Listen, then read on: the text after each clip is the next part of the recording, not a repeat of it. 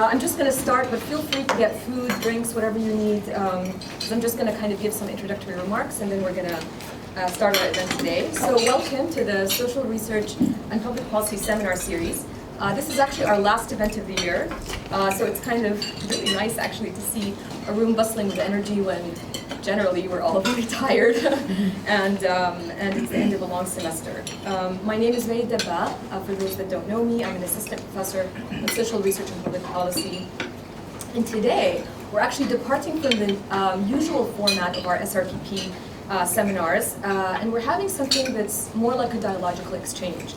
I'm going to start by introducing our speaker today, Dr. Seteney Shami, and then I'm going to share with you my understanding of why being in conversation with her comes at a crucial time for the faculty and students of SRPP, for the social sciences, and for the global university more broadly. As a scholar, Seteney is an anthropologist trained at Berkeley, and she's conducted fieldwork in Jordan, Egypt, Turkey, and the North Caucasus. She's published on ethnicity, nationalism, urban politics, population displacement, and transnational mobilities. In addition to her scholarly pursuits, her career involved establishing an anthropology department at Yarmouk University in Jordan, working at the Population Council in Cairo, and being the program director at the Social Science Research Council in New York. So in some ways, you can see that she has both the eye of a scholar who has experienced field research and the process of publishing academic work, but she also has a bird's eye view of the landscape for knowledge production in the Arab region and also in the US. Perhaps she's most recognized for her pioneering role in establishing the Arab Council for Social Sciences, an independent nonprofit organization based in Beirut dedicated to supporting researchers and academics in the Arab region. We have a few publications here. You're more than welcome to take a look at them. As you can see from the cover of this one, their work is in 3 languages, so Arabic, English, and French. And the Council has supported many programs and initiatives that really try to bring scholars across the region and globally to discuss issues of importance in a variety of disciplines. Let me just give you kind of one quick example, something concrete. So their most recent conference addressed how issues of borders and ecologies are understood and discussed in both academic and public spheres. So for example, they explored how the work of Arab scholars compares, converges, and diverges from the work of scholars working in the global north and parts of the global south. So these are the kinds of questions that dovetail so well with the interest of a community like ours at NYU Al-Dabbagh to engage and think with. Given our location, we are neither perfectly global north nor are we global south. Our connection to the campus in New York, which offers ways of thinking about our location that are complicated but also doesn't fit traditional branch campuses. So maybe being in conversation with somebody like Seteney would also help us figure out and name our location in ways that are helpful to us. The title of this SRPP seminar is a combination of 2 ways in which I know Seteney's work. Studying Your Own, which is the initial part of the title, is in fact taken from the title of the chapter she wrote about her experience as a PhD student at UC Berkeley, who was conducting fieldwork for the first time in Jordan. And I read that a number of years later. I'm not going to say how long, but it was a long time ago, even from like now.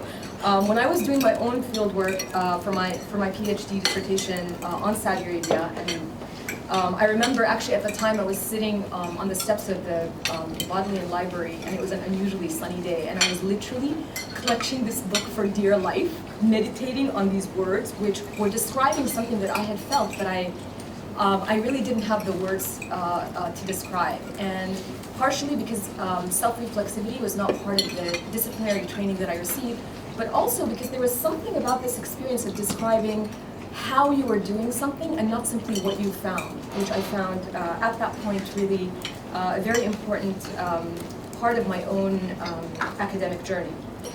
The second part of this title, The Politics of Knowledge Production in the Arab World, really comes or hopefully captures much of the work that she's doing institutionally at the ACSS. And also her scholarly contributions over the years with books like Seeing the World, How U.S. Universities Make Knowledge in a Global Era. She gave a presentation, a very compelling presentation about that in yesterday's Institute lecture. And so rather than telling you more about that, I'm going to leave that to Seteney. But actually, I just wanted to comment on this image that you see on the screen today, which was part of the poster that we used to advertise the event. So I got this image from Karl Shadro. Some of you might know him. He's a Lebanese architect, academic, and public intellectual.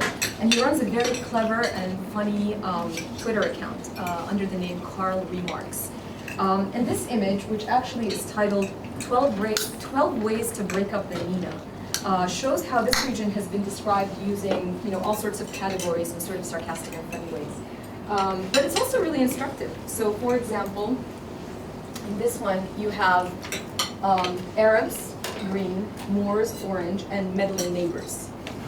In this one you have the kind of dark green being cradle of civilization, then you have in the lighter shades somewhat civilized, and then everyone else in gray is loaded. ... So Donna Haraway's concept of situated knowledges reminds us that meddling neighbors and loading were definitely not the locations where those categories themselves emerged. Indeed, almost always naming, categorizing, and even researching reflects the assumptions made in their points of origin. And understanding the politics of knowledge production in our own institution, our disciplines, and our countries, but also our communities, which can be transnational and iterative, allows us to see more clearly what kind of contributions we want to make. Being located in a so-called global institution means that our very being, what we do, is destabilizing existing categories and reworking benchmarks that may seem objective, but are actually premised on assumptions about what is good, valuable, and important. And many of us who are navigating this, either the US Academy or the European Academy for the purposes of tenure, and doing it from quote-unquote afar in an emergent place, and in a region which is fraught with social and political questions, but also with some substantial opportunities. So engaging with somebody like Seteney and hearing about the work of ACSS will be a refreshing moment, I hope, for us to have this conversation and to think through our own process. And so what I'd like to do is actually just kind of like sit down, have a series of questions that go back and forth, that tie together her scholarship, her work, and also her ideas about what this community could be for us. And then I'm going to open it up and sort of like hear back from you and have you ask her questions directly. So what I'm going to do is walk past this like blinding light and just pull this up so that we can actually see your faces. And the second, please. Here.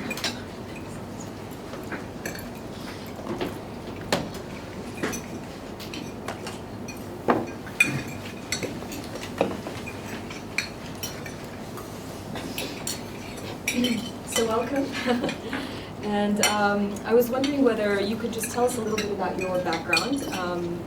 Where did you actually grow up? And how did you decide to pursue an academic career?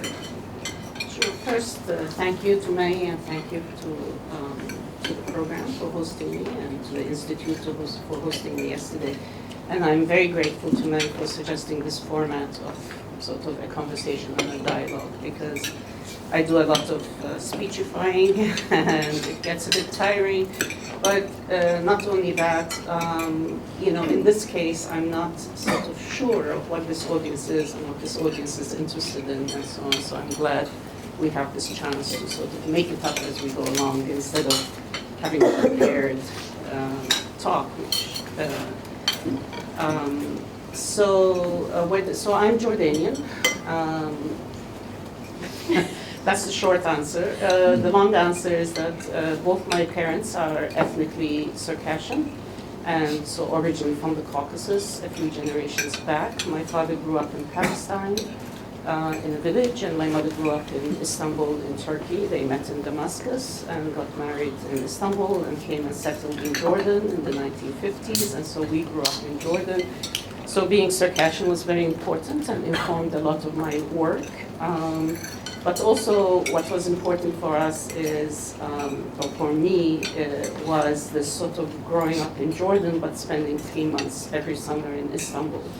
And sort of the contrast between Amman and Istanbul, I think, has been very formative for my interest in urban ethnography, for example, which a lot of my work has been on. And sort of very aware of sort of how different cities can be and what different ways of life can exist and not always in the ways that you would expect. I mean, Istanbul was not necessarily the more cosmopolitan of the two places, for example, when I was growing up. So, you know, we moved between these two places a lot. And then at 16, I went to the American University of Beirut to start my BA, so I skipped a couple of years of high school. I hated school. I was, you know, ready to get out. And so what led to an academic career? I mean, partly, I can't imagine doing anything else, and, you know, this is probably just a lack of imagination or capacity to do anything else. But it also is part of, let me not put it in a negative way, but those were the opportunities that were available, especially for a young woman. In growing up in Jordan, there weren't many exciting and interesting things you could do besides go to school. And luckily I liked going to school, so that I didn't like high school, but that's a different story. But I liked what I did, and I liked studying, and I liked the social sciences. So it wasn't, you know, it didn't feel like something that I was coerced into. It felt like a choice, but when I look back on it now and I look at what's available for young people to do, or what I could have done with a BA at that time, which was very limited, and what people could do with a BA now, or what they could do with an MA, it's sort of worlds apart. And so, you know, I finished my BA, there wasn't much else to do but go on for an MA, go on for a PhD, something I do not recommend, by the way. So I was. This is not the reason I brought her here, actually. So I was 20 when I went to Berkeley to start graduate school, and that's very young, and that's the part I don't recommend. I do recommend the graduate school part. So that's how I found myself kind of in this track. But also maybe important to note is that I did not know something like social sciences existed when I was in high school. There were two tracks. There was the scientific track and there was the humanities track. And I was forced into the scientific track by my school because I was smart. And they said, if you're smart, you have to be in the science track. Even though I knew I loved history and literature, and those were the things I cared about, I was made to go into the science track. So I really discovered the social sciences at the American University of Beirut. So I was very lucky to go to a university that had a liberal arts tradition, and that enabled me as a freshman to take all these 101 classes in topics I had never heard of. And so I was equally drawn to sociology and to anthropology, but then had to choose. You weren't allowed a double major, and anthropology was my choice at that time. And Berkeley was also another very good place for me personally to go and do anthropology. So that's I think, I mean, the story, actually, yeah. compared to NYU Al-Dabbagh, one of the things that always comes up with students is how refreshing they find it that they can kind of experiment with different things, especially if you come from rigid systems that actually don't allow you to do that, or where just because you're smart, you have to do this kind of thing.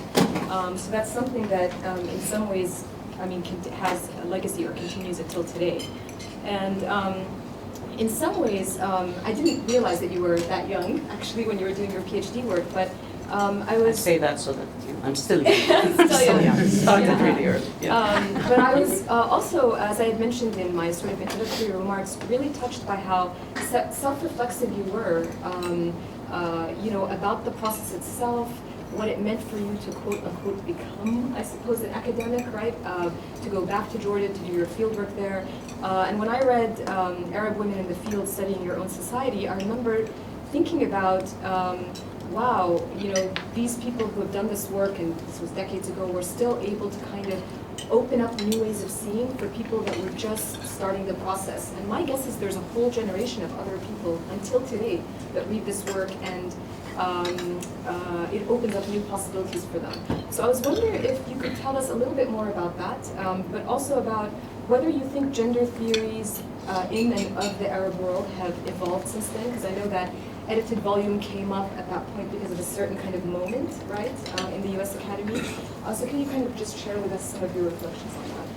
Well, I think, I mean, first of all, I was invited by the editors of the volume, who are Suraya Turki and Camille Sol, to write this chapter. So it wasn't something that came out of my own ideas of what I should be writing, or especially since I think it's my first publication, or maybe my second publication. And so early on, I wasn't thinking a reflexive piece is what I need to write. And so when the invitation came and you know, my advisor said, you have to do this. So I did it, and I'm very glad I did. It was a moment when reflexivity in anthropology was beginning to sort of emerge in a different way than the Vietnam era, which just preceded it, where, you know, being at Berkeley, that legacy of sort of anti-Vietnam activism on campus was still alive. I mean, people were nostalgic for it. It wasn't alive in the sense that it was existing, but people kept saying, oh, you know, you've come 10 years too late, which is the story of my life, actually. Same thing at AUB, oh, you should have been here in the 60s, and Berkeley, you should have been here earlier, and so on. So there was a lot of, it wasn't called reflexivity, but clearly there was a lot of questioning and interrogating, especially the discipline of anthropology and the social sciences in general, at Berkeley. So that kind of questioning wasn't sort of alien to me, but it had taken a particular turn at that time, and, you know, a whole spate of books came out afterwards, which kind of sadly seems to have stopped. I mean, now, I think, unless I'm, you know, missing out on literature that is out there, but it's sort of taken for granted, and it's been theorized to a certain extent, and I see in the introductory chapters of almost every ethnography, there's some discussion of the positionality of the researcher and so on, which is good, but it's kind of become routinized, I think, and maybe it needs to be sort of brought back front and foremost again, because conditions of research and so on have changed a great deal, and I think we could, you know, usefully engage in some new thinking about the issue of the relationship between the researcher and the community or people or objects that they study. But also it was a moment when it wasn't gender studies, it was really women's studies. You know, the courses were women and, you know, women in the Middle East, women this, women that. And I think, I mean, I'm not the, you know, we need to talk to the editors of the book and why they conceptualized the book as Arab women in the field. You know, which was sort of a winning idea and a really exciting idea. There had been an earlier book called Something in the Field, Peggy's, and they had published sort of a similar edited volume, Anthropologists in the Field or something, but it wasn't women, and it wasn't sort of regional. And I think Soraya Turki had been at Berkeley. She had left a few years before I came, and all my graduate studies were sort of shadowed by the figure of Soraya Turki. It's like people would say, oh, so you're going to do gender as well. Oh, you're going to, you know, it's like whatever Soraya did, you know, it was assumed that because I was an Arab woman, you know, that I was going to do exactly what Soraya did. So we can talk a lot more about this kind of putting people in pigeonholes and so on. But Soraya had been kind of at the forefront of women's studies, as they called it in those days. So one of the big changes for today, coming to your question, is the shift from women to gender, and this is an important shift. And of course, people here in the audience may be more knowledgeable than myself, all sorts of other sort of aspects that are now studied under gender, sexuality, the body, emotion, etc. These are important shifts and changes and advances in the way in which we study women or gender in the region. But I want to just make a slight caveat in that the rise of an interest in Islam, which in itself is also very exciting, and new ways of studying Islam, sometimes the marriage of these two are not as felicitous as it could be. So women and Islam, that literature, I think, I'm not generalizing to everything, but remains problematic, and that linkage remains problematic. Just as a very simple example, you can see an edited volume called Arab Women, for example, and every single chapter is about Muslim women, as though there are no non-Muslim women in the Arab region. So this kind of conflation of studying gender and women in this region with Islam I think, is something that has become naturalized and needs to be sort of decoupled and all sorts of different kinds, and as though Islam is one thing and so on. I'm generalizing, I mean, there's good work out there, but, sort of the advances in how we study gender, advances in how we study Islam, and then when the two are put together, somehow, it takes a step backwards sometimes. And so we have very little done on non-Muslim women in the Middle East region, or you have, and this is, you may have seen one of the things I write about is kind of issues of identity and ethnic identity and so on, which are, really don't take up the kind of space they should in the literature on this region. And this is not helped by the fact that if a certain group is studied, they're studied as Shiites or as Kurds or as Turkmen or as Kurds. And so then that label is not problematized in the study itself, in the monograph or in the article or and they're not put together in the landscape of what therefore then, these maps look like if you were to take all the shifting identities and kind of map them onto each other rather than thinking of them as these separate categories and identities. We know all this theoretically, but empirically and ethnographically it's not really being done.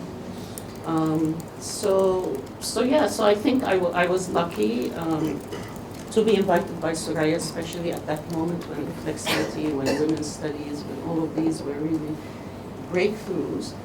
And one of the things which we could talk more about is why the literature that comes out from this region or produced on this region doesn't make the kind of impact in the disciplines that it should, because I think that book was groundbreaking in many ways, but I don't see many references to it sort of in general works and things like that.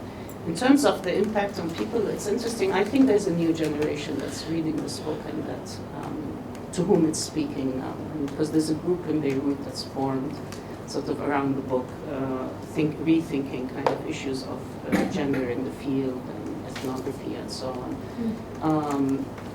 But for a long time, I had never met anyone who read it, and this is yet another big topic of who we write for and audiences.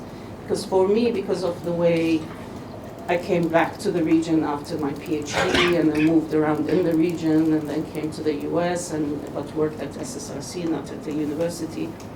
Like, I never knew who my audience was. Like, I never met anyone who read anything I wrote. I wrote things and they went off into the ether and I had no idea who was reading them. And really it's this last book which is interesting, and I don't take at all the credit for it. It's my co-authors, the sociologists, who have a community. And so this book, which I talked about yesterday, we're getting requests for talks. I'm going to give the same talk I hope I gave yesterday at Princeton in a couple of weeks. They are invited by their associations to present on the book and so on, and which, for me, for the first time, it's like, oh, this is what it means to have kind of an intellectual community that's interested in what you're writing. Because I've always been kind of on the edges and working on things that were never quite the center of attention of whatever field or discipline. So I'm glad if there is an audience now and can take this and move forward with it, critique it, throw it out of the window, do what you will with it. So. No, that's really great. And actually that point that you were bringing up about networks and also why some things kind of stay at the margins while others kind of find a way of being at the core, whether of the discipline or of really kind of just the debate about what matters, right? The book that you had presented yesterday, Seeing the World, was really about kind of how Middle East studies have featured in the social science scholarship in the U.S. Academy over time. So what was really interesting to hear about from my perspective is sort of like, what does it mean for somebody who does stuff on the Middle East today in relation to how things have evolved over time? So historically, what was sort of the trajectory? How do we think about it? And one of the analogies you used when you had presented this work was this notion of like sediments, right? That it's a process that can't be simply like broken up into pieces, but we need to look at it as a layering of certain kinds of trends over time. Some of them trickle down until today. So I was wondering if you could tell us a little bit more about that. I think many of us who are working kind of in a discipline but are interested in engaging with the Middle East as a region or with collecting data in the region. And I was wondering whether you could help us situate how this kind of work being done today relates to earlier periods of time. It's a big question, of course.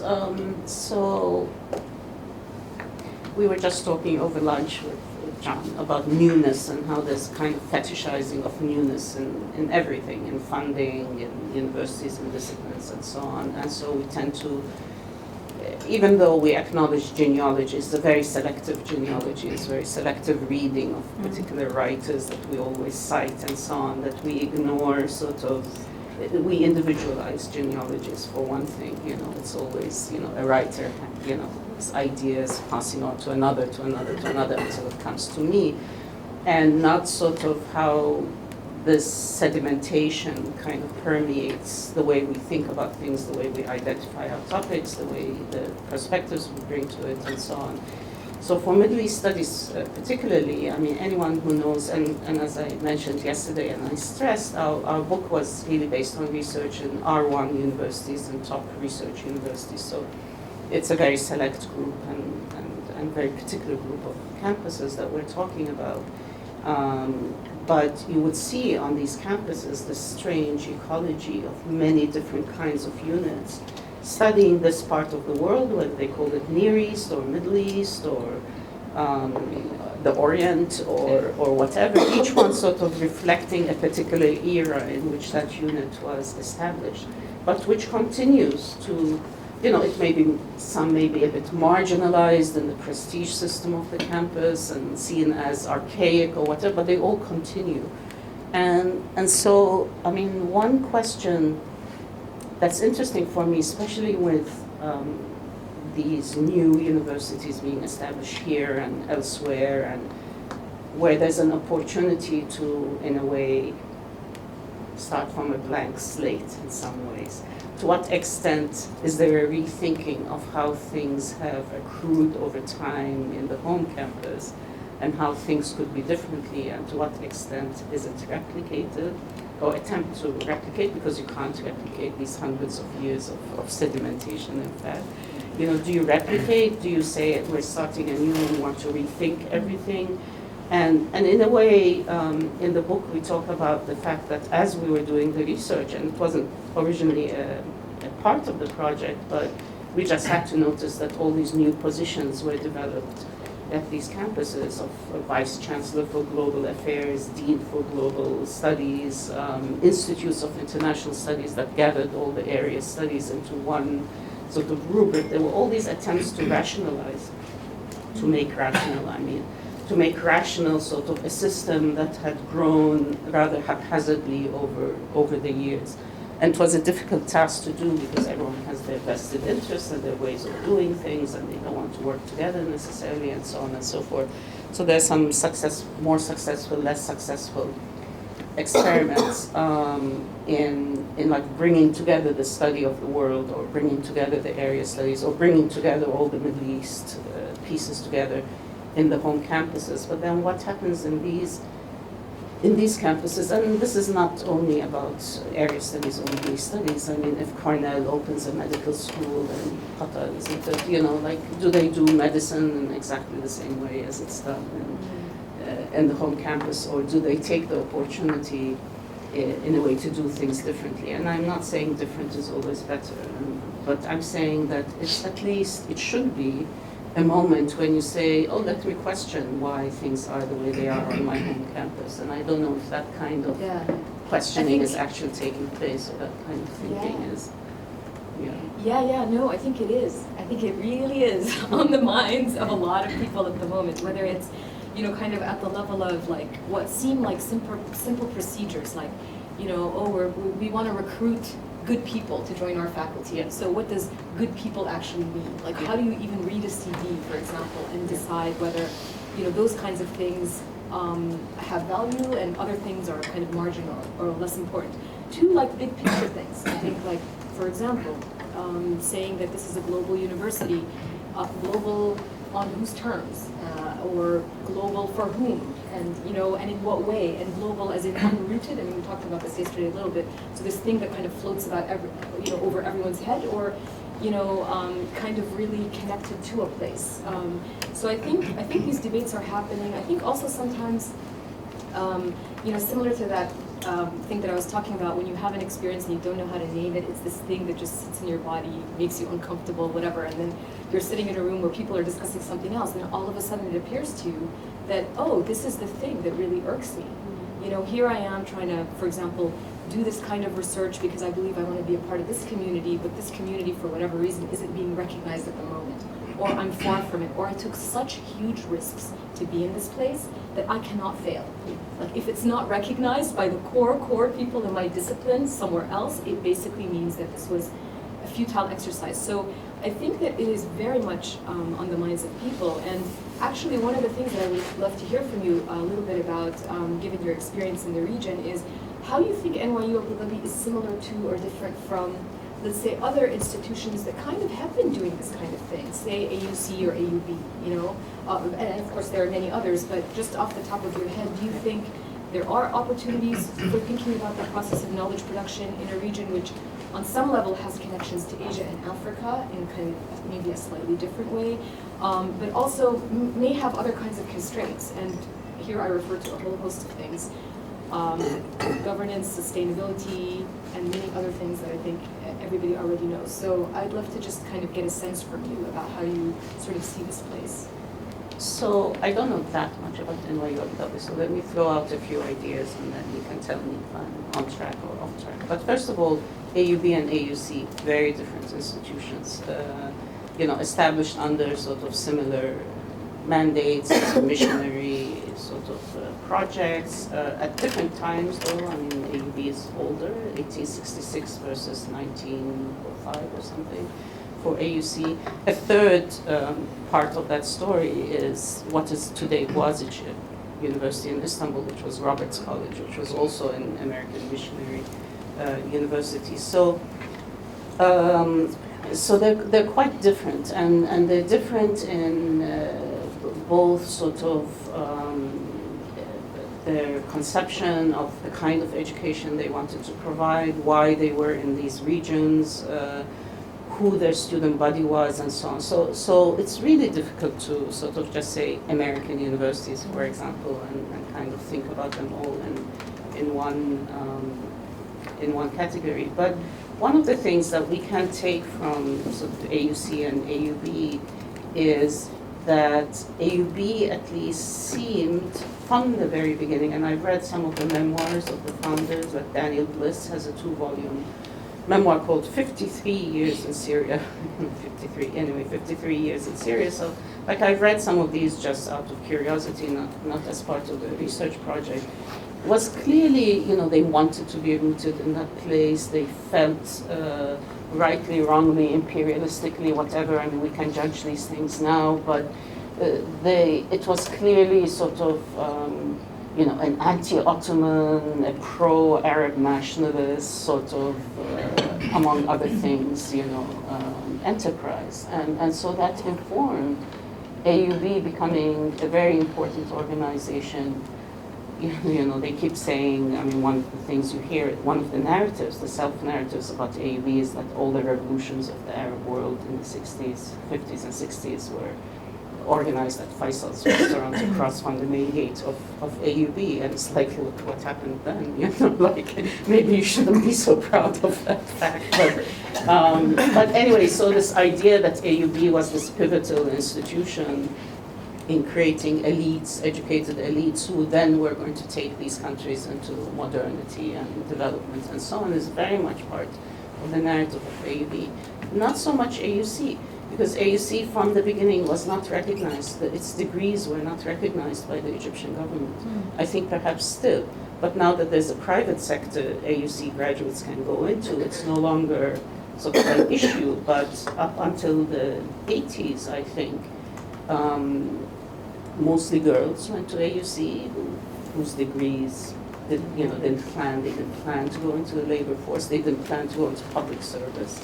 And so AUC was a very different, and very disconnected in many ways from Egyptian society, let alone the region. But then with Infitah, AUC comes into its own, and so really it's a different history then. And they establish a business school, and then they establish an engineering school, and the whole university turns from a small sort of arts and humanities college into this major university, and then they move out into the desert with a huge campus, etc. So, whereas AUB is crippled by 20 years of civil war in Lebanon and has never been able to regain sort of its power as a place to which, the region sends its children.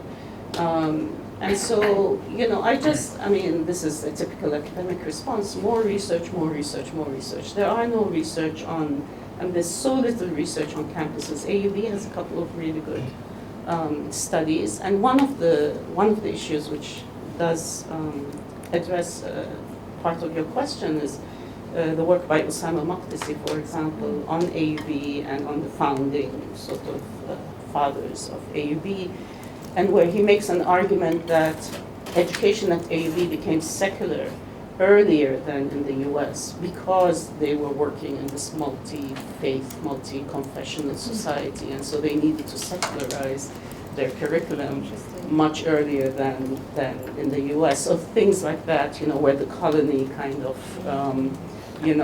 really presents a model that is then brought back to the metropole, this sort of dynamic that we know from studies of colonialism and post-colonialism, can also be studied sort of in terms of educational establishment and universities. So I don't know that there are lessons and models quite in that way. I think we need this kind of dense history, ethnography of these places and the ways in which, but I think and that NYU Abu Dhabi, and I was in New York when it was being established, and I was sort of hearing all the discussions about it, and so on. I mean, the idea of a global network university is a very interesting idea. Does global and network, are these contradictory in the way sort of this campus was thought of? Because it was presented as not being of any place. I mean, just speaking as sort of an observer sitting in New York at the time, that it was about, this, and just the word satellite, which is not used for this campus, but other campuses that call themselves satellite. I mean, just the imagery it evokes of things rotating in space and linked with each other through forces of, sort of energy forces and fields, but not necessarily really in communication or, structurally kind of linked to one another. Now, I love the fact that from the apartment you can call NYU Washington Square as an internal call.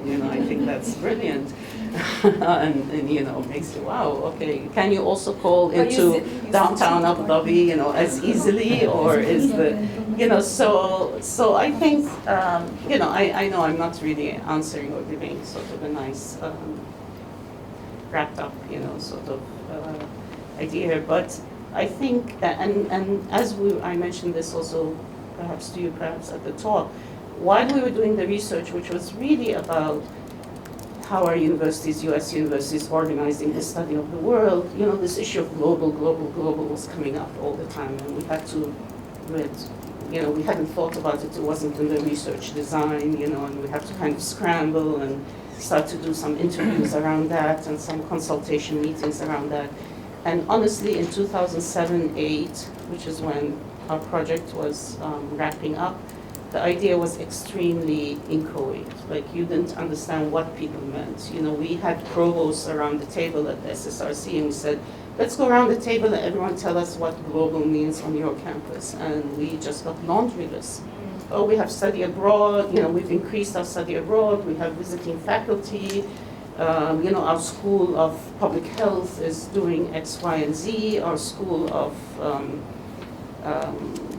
Environmental whatever is our Earth Institute is doing this, and so on. And so it was just this list of things that could be called global or could be called international. How they added up, or how they became a scheme called global, was was not articulated, there was no narrative about it, as opposed to the national narrative of the post-Cold War university, which was very clear and very clear.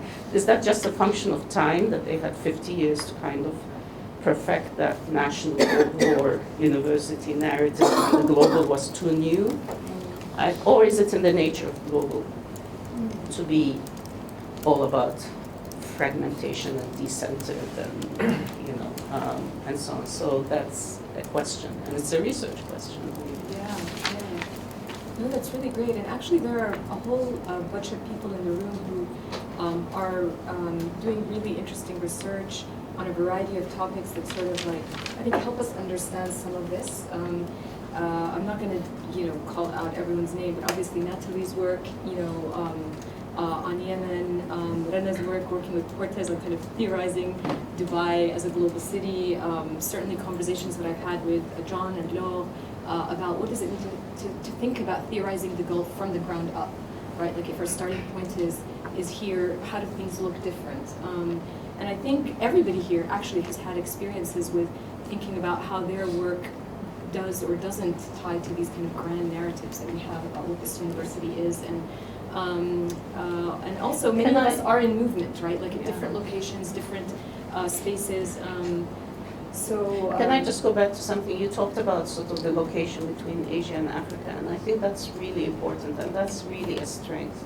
I talked a little bit yesterday, again, because we have talked about it, I tacked it onto the end of the talk, this project at the SSRC that I, with friends and colleagues, sort of started called Inter-Asia, the Inter-Asia program, which has had 6 conferences so far. The very first conference was in Dubai in 2008, and I was very insistent that we should do. I'd never been to the Emirates, I'd never been to Dubai, but I was like, that's the right location to start the series of activities on inter-Asian connections. And the interesting thing is, while colleagues in various disciplines or area studies and so on, inter-Asian, why inter-Asian and why not global Asia, for example, that was one. Why not global Asia? Why not, what was intra-Asia? Why not? And so I developed this whole narrative about the importance of the hyphen. That the hyphen was important to interrupt, that we weren't talking about a bigger and better Asia. It wasn't just about let's bring West Asia into the rest of Asia, because Asia traditionally in area studies stops somewhere around Pakistan, right? And you don't know where Pakistan and Afghanistan fit. Are they South Asia? Are they Middle East? Are they Islam brings them into Middle East, which makes no sense, but Islam brings them into the Middle East, but in other ways they're South Asia. I think they fall under the T of coffee and tea. So whereas the colleagues, and when we said we want to start this project called Inter-Asia, Inter-Asia, and then the editors at SSRC made us take out the hyphen at one point. It's like, no, you have to choose. It's either Inter-Asia as one word or Anyway, I could go on about the hyphen, but the interesting thing is I came looking for sort of partners in Dubai, like who could help us host this first conference and launch this project, and I didn't have to explain Inter-Asia. It was like, and these weren't academics even. I mean, these were administrators and universities and so on. It was like, yes, of course, Inter-Asia, and so we ended up doing it in Dubai. Hosted by the Dubai School of Government, and the foreign minister, his name starts with G, I forgot. Yeah, sort of gave a little talk in one session that we did a plenary on sort of the Gulf, an inter-Asian perspective and so on. And he said, I keep quoting this now. He said, my father was comfortable in Bombay and Calcutta. I myself looked to Beirut and Cairo. My son is finishing his studies in the US, but I'm going to send him to Singapore to work before he comes back home. And I thought, this is exactly the inter-Asia paradigm that we are trying to develop here. Like he embodied it, he encapsulated it, he was able to articulate it much better than the academics who applied to come to the conference, who were like, everyone was excited about coming to Dubai. And 2008, it was like, got hundreds of applications for this conference, but many of them, did not try to respond to the Asia, did not try to respond to the hyphen, to the idea of connections and flows and circulations. In spite of, at that point, 2 decades of literature, privileging circulation and movement and mobility and all of this kind of thing, when it came to actual abstracts of how do I study this, how do I develop a workshop on this, how do I develop a paper on this, and it's only now with this project is 10 years old and it has funded 82 postdocs, you begin to see that this work is really now happening. Like, we don't have to force things into an inter-Asian framework. They come to us already, sort of inter-Asian already. And you mentioned that you liked the book by Aiwa Ong and Ananya Roy on worlding cities. That was presented first, that workshop, at the Dubai conference, and it became the book titled Worlding Cities. So a number of works have come out of this project that try to actually do the kind of scholarship that these globalization paradigms call for, but don't tell us how to do. How do you, as a lone scholar, study circulations? How do you, you might be asking me about migration. How does migration, how do you study migration as a multi-local? How do you actually do it? How do you know all the languages that you're going to meet? How do you get access to all the countries that you're going to work in? How do you actually go about and do it? So I think this location is full of potential. If that becomes kind of conscious issue to address. And I think in some ways that was a really neat example of sort of this thing of a concept that's out there, thinking about the global, or thinking about globalization, but then also connecting it with, actual processes of naming, so kind of like being really assertive about the hyphen, or whatever. That it's there for a reason, right? That it's not meant to simply sound like something else but happens to be convenient. But then also being able to translate that into a process, an actual process where you're able to fund people, get people, and then produce books that, like you were saying, are read then, after some time and are produce perhaps the kind of scholars that are engaging with the concepts as if it's a given. I think that kind of process is super, super interesting. And even if it starts from a place of deep complexity and, kind of an unknowing, right, of what you're getting into. And I want to make sure, though, that we have enough time to kind of really engage with as many people in the room as we can, because I think people have really interesting questions kind of about the numerous topics that we've covered, but also experiences. We've got some students, we've got some people who are here from our Crossroads program, a lot of people who are here from the social sciences, so the floor is really open. Just put your hand up and Seteney can choose. So.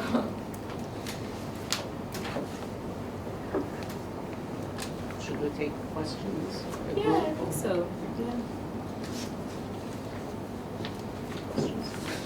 I'll ask you some if you want. No, I'll make a comment perhaps, because I have to leave soon. But I just wanted to respond to your initial point about the sort of the uncertainty about being on the square back in 2010 and thinking about the difference between sort of global and what that really meant in terms of location. And there was actually an article written by an NYU faculty member at that time in the Department of Geography, Tom Lusser, in which he looked at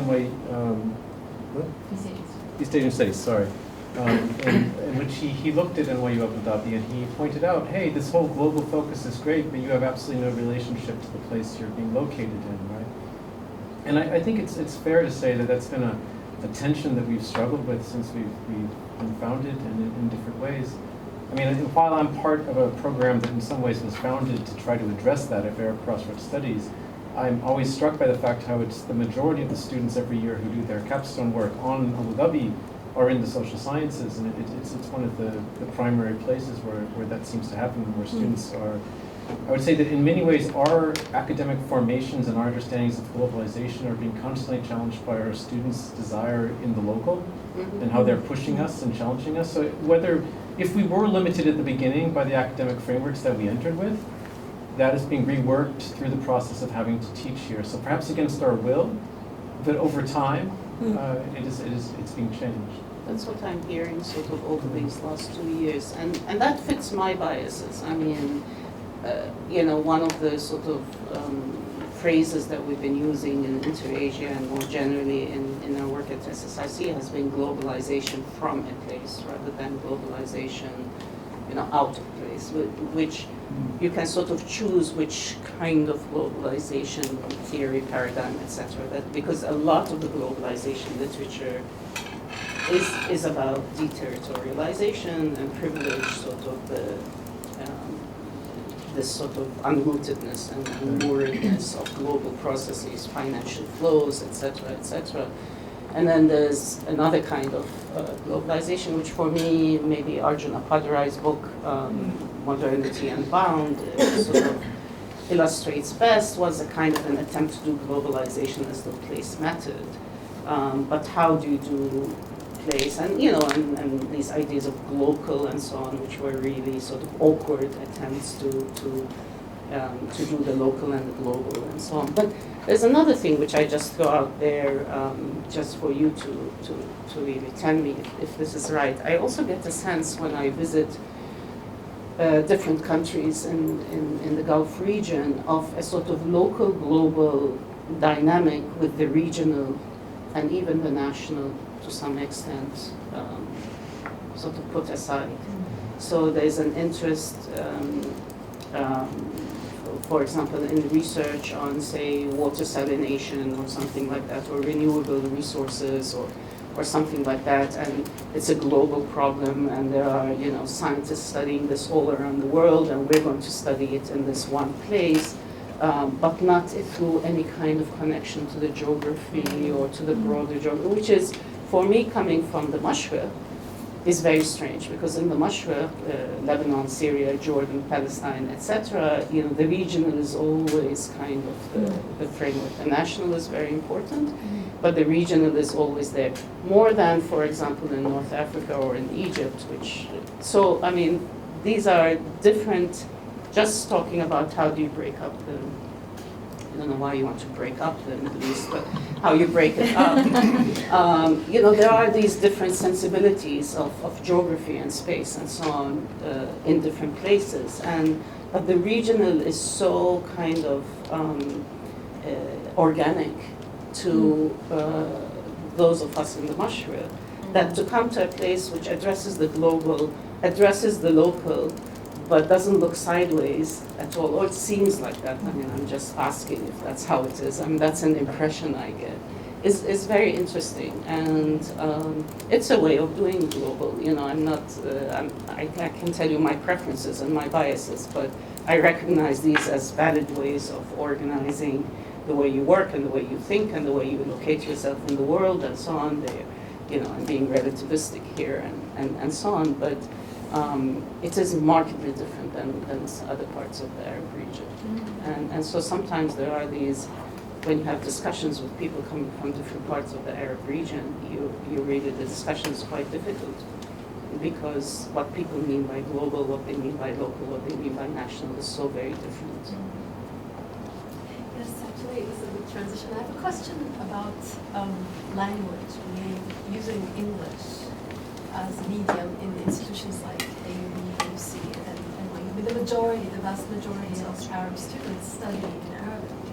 Is there another global happening in that kind of those public universities that forms this disconnect, complete disconnect between what goes on in the English-speaking academia versus the Arabic? I mean, how is that?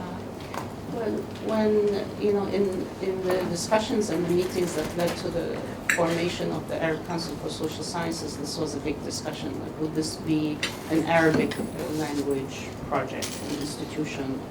And the decision was from, a conscious decision to say the council will work in 3 languages, Arabic, English, and French, and that these are not just languages, these are academic traditions, these are, scholarly epistemic communities, and so, if we want to be a council for the whole Arab region, we have to work in these 3 languages. And so we do all our conferences, all the calls for grants, and so you can write a grant in any of these languages, you can do your research in any of these languages. We do, in our publications, we try to focus on Arabic, because there's a huge deal of work to be done to develop a social science, Arabic social science language. It's not the difficulty of creating words or inventing words. Arabic is does that very easily and borrows words without sort of self-consciousness that some other languages have, and so it's not a linguistic issue, but it's sort of to give these concepts their or words or terms or expressions, to give them sort of thickness and meaning in the Arabic language, so they don't stand out as a translation and so on. So we try to focus on Arabic in publication. We do use Arabic as the common language when we have a workshop like this, and people just have to manage and either speak in Arabic or have the next door person translate for them, or in the small workshops, and I think that creates a informality and so on, which is quite nice. In the conferences and so on, we have simultaneous translation and all of that. I think a moment for me, we just had the conference 2 weeks ago, April 12th to 14th, and we had this, the keynote plenary, who was a wonderful, wonderful Iraqi landscape architect called Jala Makhzoumi, and she was speaking about ecology and landscape and sort of development and those sorts of issues, and it was very well received. It was very lively discussion, and as we were leaving the room, there were one Canadian-French person and another French person who were there attending the conference, who came to me and said, "We must learn Arabic." I said, "Why? Why do you have to learn Arabic?" I was like, to be able to, to stand up and talk in this kind of setting. And even though we had the translation and everything, I mean, that was like actually a proud moment for me as ACSS, because it meant that they felt excluded from a lively community, which was speaking in Arabic, because the keynote was in Arabic. Other sessions were in other languages as well. And I thought that's what we're trying to do. It's not about being Arab nationalists or only Arabic, or Arabic's the only language, or no, to be global you have to be English. It's not that, but to make people feel they're missing out on something because they don't know Arabic and they can't participate in an Arabic language discussion. I think that is a sort of a small victory for the region, because it means people want to listen to what's being said in this region. And again, I'm not making a value judgment about whether this region should speak in which languages.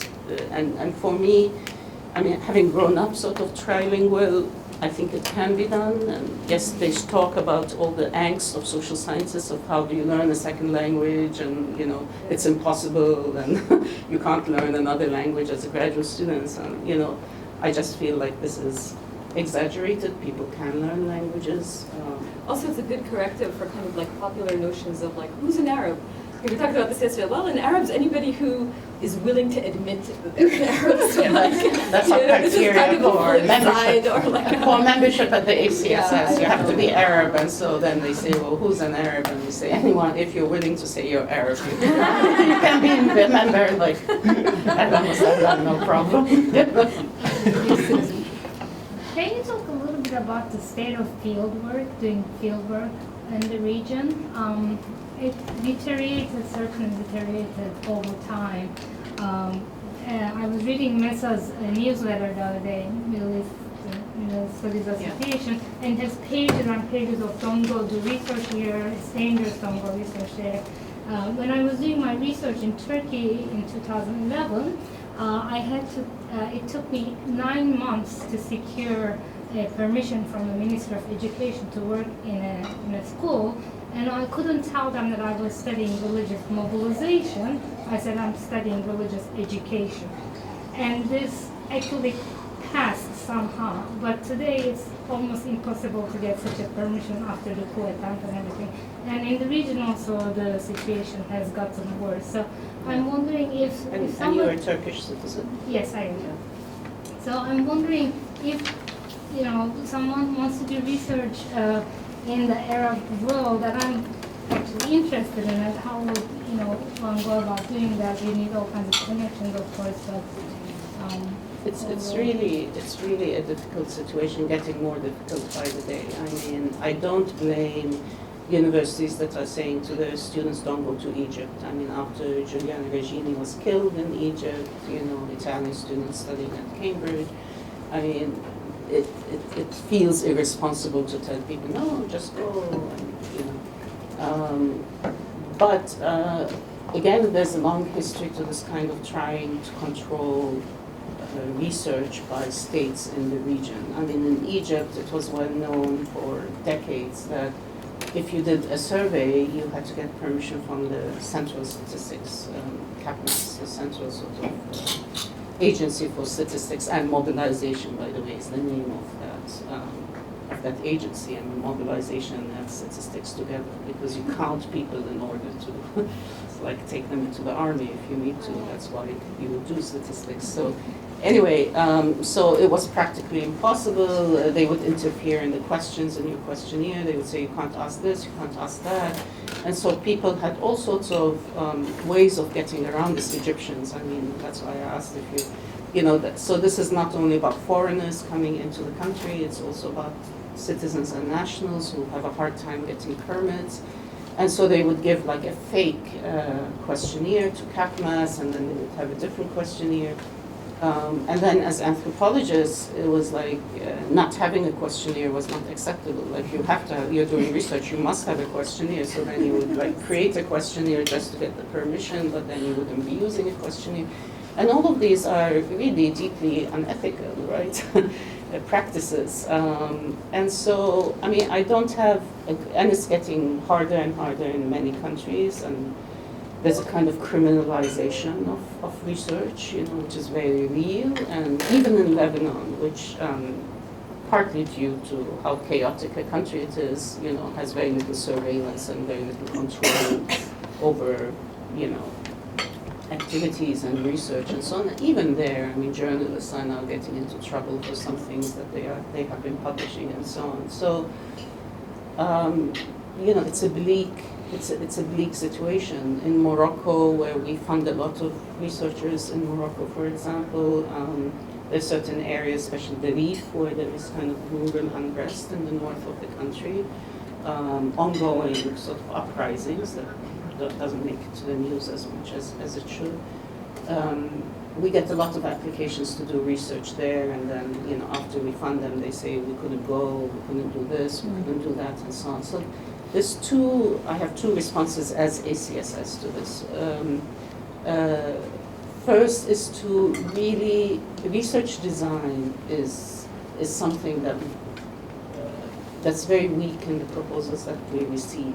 People say, we're going to the field and we're going to collect data. Well, you know, really think about your research design and how and what kind of data you need to collect and how you can get access to it and so on to build up this narrative or this story to answer this research question. And think about it in terms of feasibility and accessibility and the ethics of it and all of that. Because sometimes maybe you don't have to do ethnography, or maybe sometimes you don't need a questionnaire, or maybe sometimes, you know. So think of research design. I mean, this is one. But the other is that we have to work together to try and change. We have to work together as institutions. I mean, we can't just buckle and say, oh, that's the reality and that's the politics. And that, I mean, we never get anywhere. There's no academic freedom, there's criminalization of research, there's surveillance, there's all of this, there's visa. We had 10 Palestinians who were denied entry into Lebanon for our conference. 7 denied by Lebanon, that we couldn't issue visas for them. 2 by Jordan and 1 by Israel. So, you know, 3 countries worked together to deny 10 Palestinians access to coming and presenting their research and their papers at this conference. Should we sit in Lebanon and say, oh, well, you know, what can we do? You know, some Palestinians will not get in, you know.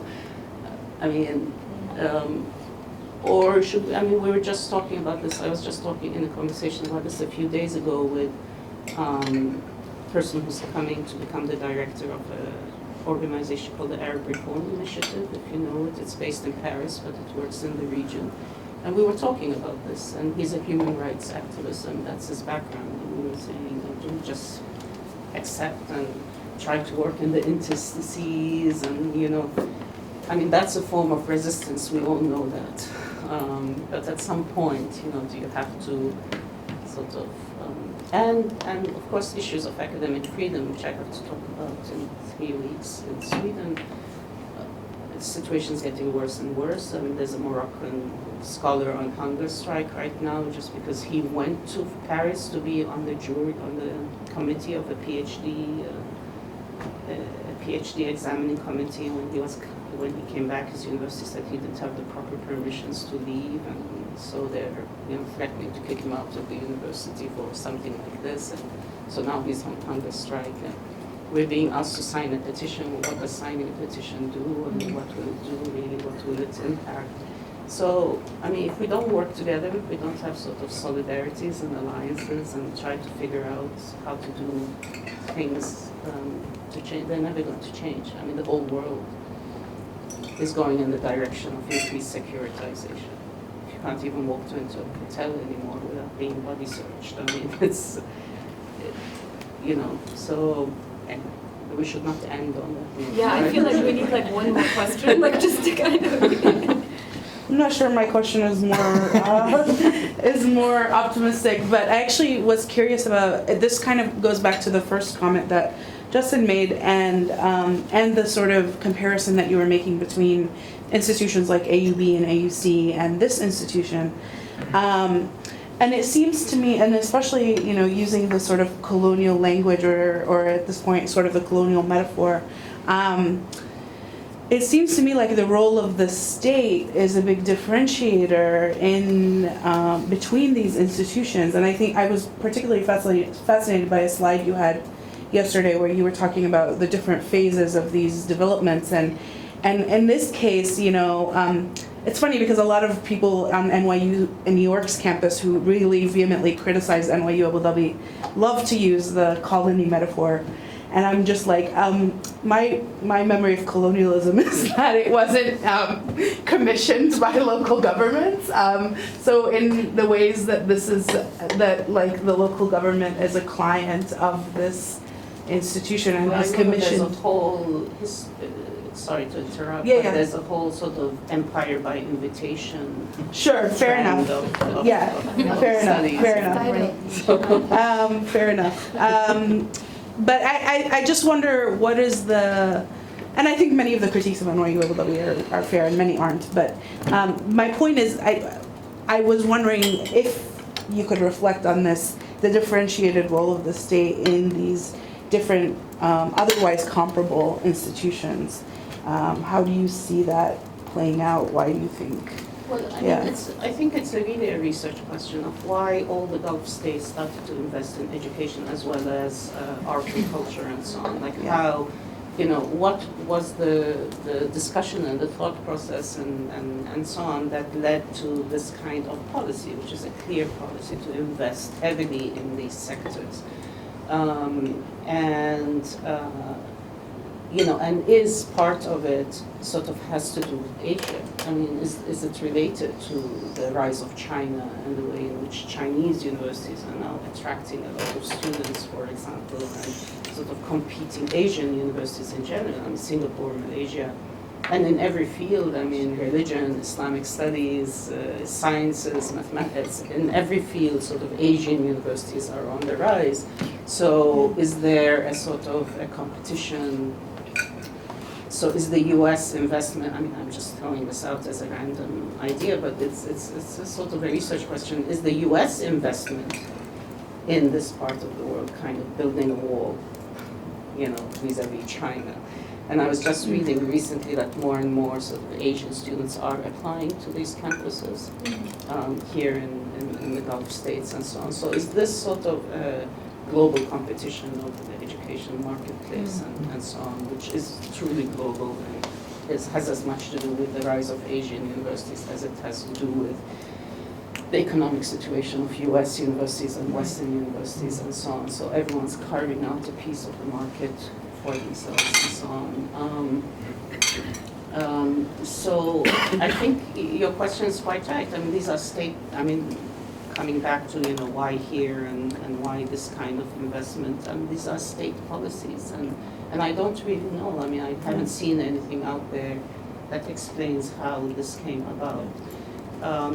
I would like to imagine it had something also to do with, I'm not sure, but I think it may have also something to do with the marginalization of the Gulf by the rest of the Arab region as a place seen as only having oil and money and a place to be exploited by everyone, and and the heart of Arabness is in, as the foreign minister said, in Beirut and Cairo, like this is the heart of the Arab region, and these are marginal, they only have money, and they don't, there's enormous sort of racism, if we want to call it that, or stereotyping at the very least of this part of the Arab region. So I always have a question of why this part of this geography decided it was Arab, and when did they decide it was Arab? Because they had other choices. They could have been Asian, they could have been Oman, could have been African. I mean, the Oman, Zanzibar linkage, the Sultanate of Oman, Oman, and Zanzibar. So they had other choices. So, and did it have something to do with the education systems which brought elites to Beirut and Cairo, sort of in the 30s and 40s and 50s, the first generation of nation builders, were sort of part of this Arab nationalism idea and so on. I mean, I think these are really interesting historical questions. And the problem is, I mean, I ask them, I tend to do this kind of thing, I ask these kinds of questions, but people don't. I mean, if you raise this kind of question at a Mesa meeting or something, people don't respond to this. These are not on the research agenda of Middle East scholars. I mean, we were criticizing sociology, anthropology, sociology, political science. Let's criticize Middle East studies, which also creates, the cores and the peripheries and what's important and what's not, and which countries, do you build your academic reputation by studying, and which countries you cannot sort of legitimately claim as a field. I think the Gulf was definitely very marginal. Middle East studies, and even Gulf studies as a sub-field, which kind of carved out a space for itself, but it has its own legacy of what kinds of questions are viewed as valid and in what way, So I think that's right, and I think that's a really Iman, you did not mean it as an energizing, opening up space type question, but I think actually it is, and I think it's an opportunity for us to kind of not simply reflect on our own locations in this place today, but also to reflect on how some of the research that we're doing now or potentially doing in the future could in fact contribute to a totally different way of understanding this place, right? And I think,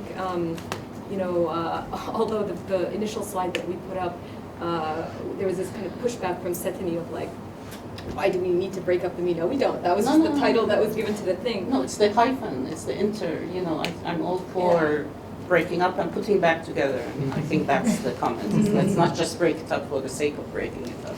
Yeah. Let's put it back, which is what he's doing. I mean, that side, so it's putting it back together in different ways. And each way you put it back together makes you see different things. So we were talking about West Asia, and because of the Inter-Asia project, I had to think about West Asia and what this category means. And it's not like replace Middle East with West Asia. It's not that kind of impulse. But I wrote a small piece called What's at Stake in West Asia. So if you start to think about this geography as West Asia, what does it open up? I mean, it opens up all those trade routes and religious pilgrimages and, all these circulations and so on, which a history that talks about either Arab region or MENA sort of completely ignores. So the work of people like Insing Ho and and all this kind of Arab Indian Ocean work, that's Fahd Bshara, if you know him. All this work that's now emerging as part of an Indian Ocean studies kind of imaginary. Historians and anthropologists, but I mean, very promising, really promising. So I think I'm going to bring this to a close just because we're out of time, but Seteney is going to be here, so please feel free to come, introduce yourself, meet her. And also just to say that it's so interesting to me to kind of end on this note of West Asia. Carl Shedra, the one who I got this image of the slide from, was once asked, so like, what is the Middle East? And so he says, the Middle East is the area between Egypt, Iran, Yemen, Turkey, and the British Museum. So I think in some ways what we're getting today is a slightly more optimistic reading of what this region can be, maybe ought to be, I don't know. And a really, really good conversation that I thoroughly enjoyed. So thank you so much. Thank you. Pleasure. I have copies of, this is the short version of the conference program, so I have 7 copies. I only have one of the actual big program. I don't know where you put it to make it accessible. We will display it. But it's on our, it's all on the website.